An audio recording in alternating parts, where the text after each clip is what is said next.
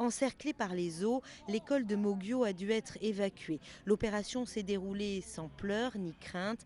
Marie-Pierre, une des maîtresses, raconte. Au début, ils ont rigolé et puis non, ils ne se sont pas rendus compte en fait. Ils ont commencé à réaliser quand le jour est tombé, parce qu'on n'avait pas d'électricité, donc on a allumé des bougies dans la classe. On a expliqué que les parents ne pouvaient pas venir parce qu'il y avait trop d'eau sur les routes, donc il valait mieux rester là. Au revoir poulet, je te dis pas à demain.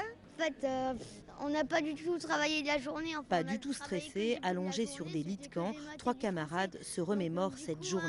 on a été peinards pendant tout le reste de la journée. Après, c'est sûr que c'est surprenant d'avoir 40 centimètres d'eau. Après, à la cantine, il y avait une flaque qui faisait toute la cour, donc je me suis dit après, enfin, que c'était un peu catastrophique. Je peux vous chanter du traîner. Un brin théâtral, Mathieu, le plus bavard et le premier de la classe, propose de nous fredonner un petit air de circonstance. Il pleut dans ma chambre, j'écoute la pluie de septembre qui tombe dans mon lit. Mathieu, qui jouait les agents d'ambiance pour ses copains, a fini par s'endormir, bien emmitouflé dans un duvet bleu marine. Et pour la fin de l'été, mais la pluie fredonne sur un rythme joyeux.